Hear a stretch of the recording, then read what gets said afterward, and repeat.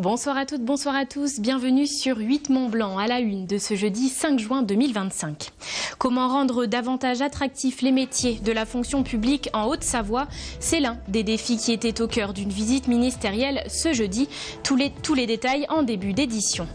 9 500 €, c'est la somme récoltée lors du Savoie Tour. Cet événement sportif et solidaire organisé par le 13e bataillon des chasseurs alpins a pour objectif de collecter des fonds pour les blessés de guerre.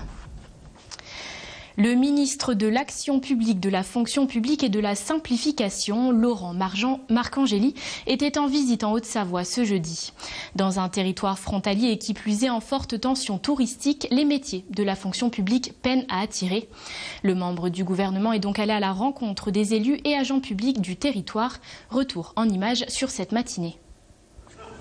C'est à l'hôtel de ville de Chamonix qu'a débuté ce jeudi matin la visite en Haute-Savoie de Laurent Marcangeli, ministre de l'Action publique et de la fonction publique. Une table ronde s'est tenue durant 45 minutes auprès d'élus du territoire afin d'évoquer les défis de l'attractivité de la fonction publique dans un département à la fois frontalier et en forte tension touristique. J'ai beaucoup d'employés qui logent plus loin dans la vallée, puis même qui parfois refusent le poste. Le poste les intéresse, puis ils ne viennent pas au dernier moment parce qu'ils disent non, ça coûte trop cher, on n'y arrive pas. Donc l'idée c'était quand même d'essayer de trouver des pistes de travail qui nous permettent d'évoluer sur cette situation, parce qu'une collectivité sans service public, ça ne marche pas. C'est d'adosser finalement la possibilité de rémunération des fonctionnaires au zonage logement qui existe déjà. Il suffirait d'appliquer ce zonage en disant vous êtes en A, vous avez le droit de payer un peu plus vos factures. Qu'on ne demande pas d'argent à l'État. On dit on a le droit, nous, de les payer un peu plus. Qu'aujourd'hui, il y a l'indiciaire, c'est-à-dire le salaire de base. Il y a l'indemnitaire, c'est-à-dire le salaire qui va permettre de rémunérer quelqu'un qui travaille mieux, qui travaille davantage, qui prend plus de responsabilités. Et ce régime indemnitaire-là, on l'utilise en Haute-Savoie pour adapter le niveau de revenu à la cherté de la vie. Et ça, c'est pas acceptable. Il faut qu'on ait une troisième branche, une troisième possibilité d'adapter les revenus des fonctionnaires en Haute-Savoie à la cherté de la vie. La visite s'est ensuite poursuivie à la maison France Service à Saint-Paul-en-Chablais. L'occasion pour Laurent Marcangeli d'annoncer les orientations retenues afin de faciliter l'embauche des fonctionnaires sur ce territoire. Et cela passe, selon lui, par une proposition de loi du député Renaissance David Amiel. Je serai au banc pour représenter le gouvernement afin de faire passer ce texte qui vise à faciliter la construction de logements publics, mais qui vise également à faire en sorte que les agents publics en fonction soient prioritaires pour un certain nombre de logements mis à disposition en lien avec les représentants de l'État sur le territoire et en lien également avec les élus locaux, parce que ce texte prévoit également de faciliter les démarches pour construire, parce qu'il y a un besoin, parce qu'il y a des problématiques foncières et que pour pouvoir loger les gens, il faut également avoir les terrains qui correspondent. Le ministre a également rappelé la nécessité de repenser en totalité le métier d'agent public d'ici 2050, que ce soit concernant la rémunération, la révolution numérique, les concours ou encore les carrières. Suite à un appel national, plusieurs syndicats se sont rassemblés dans les rues françaises ce jeudi pour faire entendre leurs revendications sur le système de retraite dans le pays. À Annecy, près de 200 personnes étaient réunies dans ce but, bien décidées à ne pas lâcher la pression. On fait le point avec ce reportage d'Emmanuel Jaude. Si les mobilisations annéciennes ont connu de bien plus fortes affluences par le passé, le dossier des retraites a tout de même réuni plus de 150 personnes ce jeudi devant la préfecture de Haute-Savoie. Une manifestation qui avait pour but de faire entendre la voix des organisations syndicales face à une situation complexe et sur laquelle les mots d'ordre comme les positions n'ont que peu évolué ces dernières années. De la pression, des mobilisations et puis informer de manière régulière l'ensemble de la population sur ce projet de réforme des retraites et le fait que de l'argent il y en a, il suffit d'aller le chercher. Nous, ce qu'on veut, c'est l'abrogation de la réforme et le retour à 60 ans. Et il est hors de question pour la CGT de partir sur une partie de retraite par capitalisation. On est attaché à notre système de retraite qui n'est pas déficitaire. On veut que le système de répartition continue comme il est depuis la Seconde Guerre mondiale. Alors qu'un conclave sur les retraites est toujours en cours dans la capitale, et ce depuis près de 3 mois déjà, le dialogue semble aujourd'hui encore compliqué.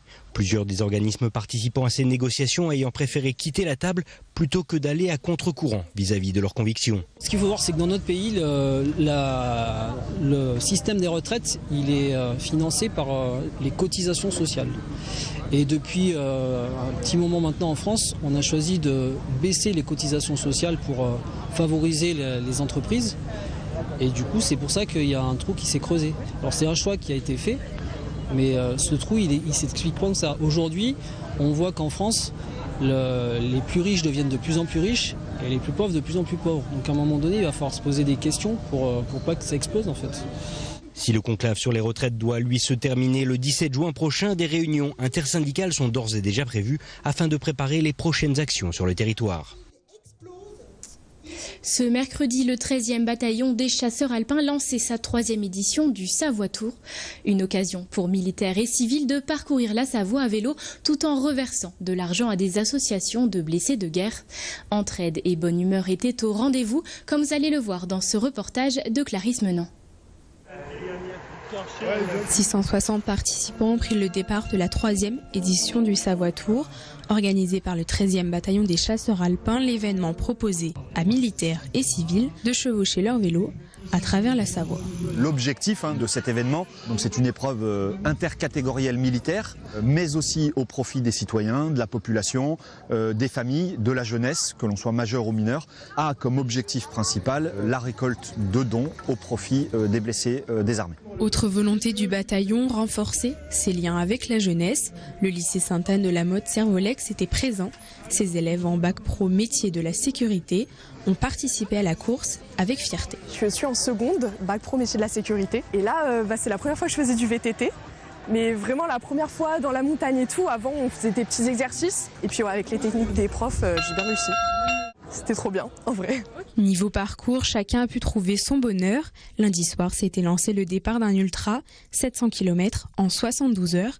Un parcours en autonomie où les coureurs se sont confrontés à 20 000 mètres de dénivelé à travers le département. Le premier a franchi la ligne d'arrivée après 45 heures, 12 minutes et 26 secondes d'effort. J'arrive, je suis quand même bien fracassé, mais je me suis quand même bien géré. Et c'est un peu bizarre parce qu'on était un groupe de 15. J'en ai vu une fois en ravito. On ne se croisait jamais, donc il n'y avait pas tant d'émulsion. Et c'est juste quand on arrive aux bases vie où les militaires montraient où étaient les précédents. Donc c'est sûr, ça peut temporiser ou alors se dire voilà, peut-être que j'accélère un peu. Quand on sait qu'on est devant, on fait tout pour garder la place. Un second départ a eu lieu ce mercredi matin pour des parcours plus courts, entre 127 et 21 km, un moyen de satisfaire un plus grand nombre. Très beau parcours et on passe vraiment sur des petites routes, donc c'est sympa, on est loin des grands boulevards, donc ça c'est chouette aussi. Et je souhaite à tout le monde de pouvoir le faire et de s'inscrire parce que c'est vraiment hyper accessible. Moi je l'ai fait sur une jambe, donc comme quoi on peut vraiment le faire facilement. Mais très bon parcours, assez solide quand même, mal aux jambes, possiblement des crampes à venir. Le parcours a été sympa, moi qui descends pas très bien. Pas très rassuré sur les descentes, mais je m'en suis pas mal sorti, il m'a pas mal guidé. Le terrain un peu gras, mais pour le coup très sympa. Au total, le 13e bataillon des chasseurs alpins reversera 9 500 € à 4 associations de blessés de guerre. Voilà ce qui composait l'actualité de ce jeudi. Merci de votre intérêt pour l'actualité sur 8 Mont-Blanc. Tout de suite, la météo de Thierry Paulme. Sébastien Germain vous retrouve demain pour un journal tout en images. Excellente soirée à vous et à bientôt.